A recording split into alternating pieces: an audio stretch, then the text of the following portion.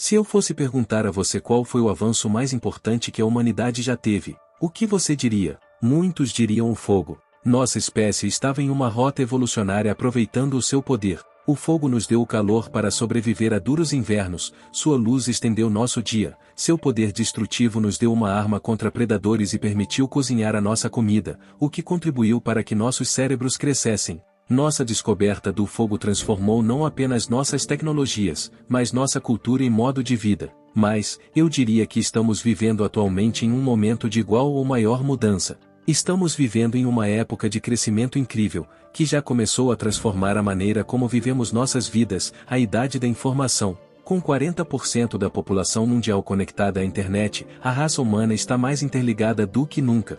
Mas o que levou a esta ferramenta incrível? Qual o único invento que deu origem ao nosso smartphone de última geração? O transistor. O transistor é a base da informação digital, ou mesmo este vídeo é apenas uma série de uns e zeros que se propagam pelo planeta, para serem interpretados pelos processadores em seus computadores. Sem o transistor, eu não teria acesso à riqueza de informações online para fazer a minha pesquisa, eu não seria capaz de usar meu software de animação para fazer esses vídeos, e certamente não teria sido capaz de compartilhá-lo aqui para o mundo ver.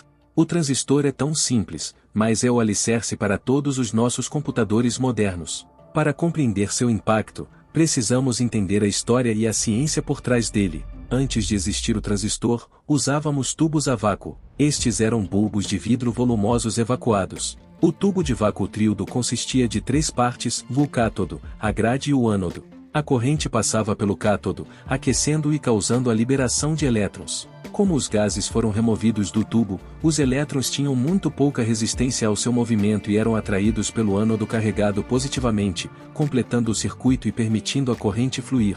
Podíamos manipular este fluxo de elétrons de várias formas úteis com a grade. Por exemplo, podíamos usá-lo como um interruptor. Se colocássemos uma lâmpada, ela só produziria luz quando houvesse uma tensão positiva na grade. Se aplicássemos uma tensão negativa, a carga negativa repeliria os elétrons, interrompendo o fluxo. Esta era a base para o código binário, os 1S0S que deram origem à era da informação. 1 é uma tensão positiva e 10 é a ausência de voltagem.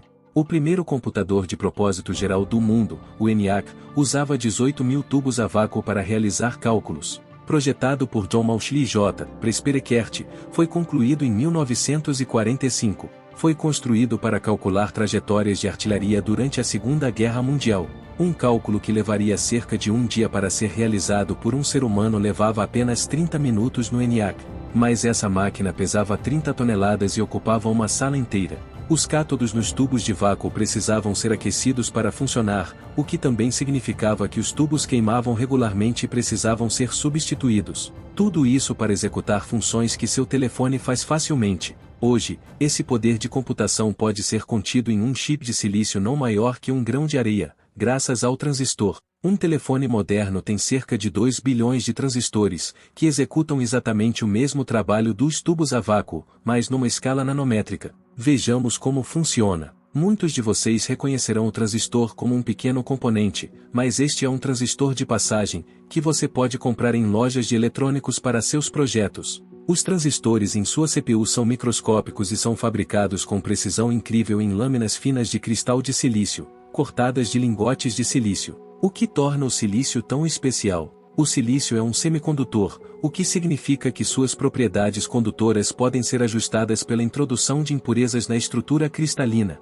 O silício tem 4 elétrons em sua camada de valência, a órbita mais externa de elétrons que determina muitas das propriedades químicas do átomo. Átomos querem 8 elétrons nessa camada, pois isso os torna muito estáveis. Assim, o silício forma ligações covalentes com 4 átomos vizinhos para obter os elétrons adicionais. Agora, se introduzirmos impurezas nesse cristal de silício puro, podemos mudar como ele conduz corrente. Se adicionarmos fósforo, que tem 5 elétrons na camada de valência, o elétron extra fica livre para se mover pela estrutura cristalina. Este elétron extra fazendo o tipo N negativamente carregado. O tipo P é positivamente carregado porque é dopado com boro, que tem 3 elétrons na camada de valência. Quando organizamos semicondutores tipo N e tipo P desta forma e anexamos terminais, criamos o transistor NPN, o transistor mais prevalente no mundo. O transistor funciona devido à interação desses elétrons livres e buracos na junção tipo N e tipo P. Elétrons livres no tipo N migrarão para preencher os buracos no tipo P, criando uma camada de depressão que impede a passagem de mais elétrons, devido à repulsão das cargas negativas. Mas, quando uma tensão positiva é aplicada à base, a camada de depressão é negada, permitindo a corrente fluir e completando o circuito.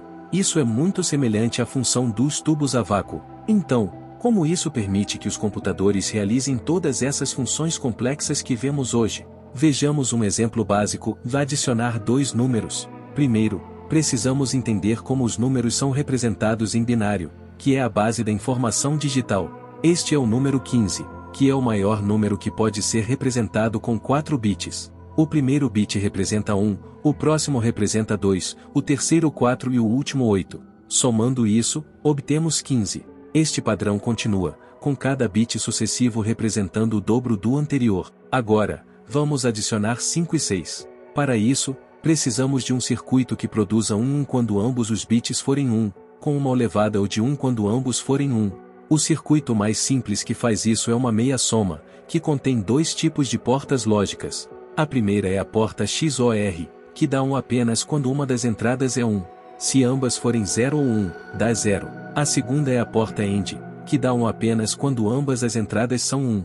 Ligando essas portas lógicas, criamos uma meia-soma, que dá duas saídas, o soma e carry. Isso nos permite adicionar números binários 1 bit de cada vez. Um circuito mais complicado é necessário para realizar cálculos em um passo. Os computadores modernos podem executar milhões desses cálculos por segundo e continuam a ficar mais rápidos.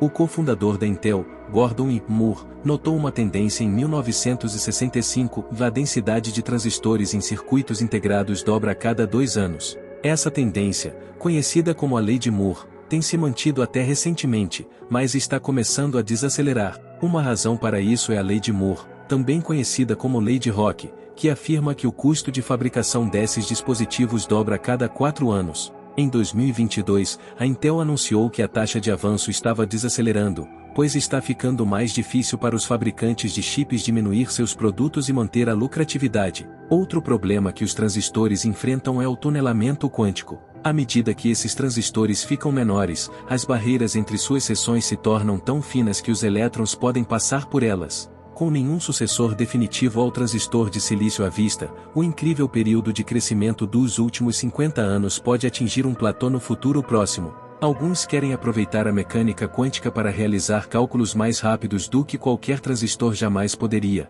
enquanto outros querem descentralizar a computação com a chamada Internet das Coisas. A Intel declarou que pretende focar em reduzir o consumo de energia ao invés de aumentar a velocidade. Uma coisa é certa, e a indústria de computadores terá de se redefinir em um futuro próximo.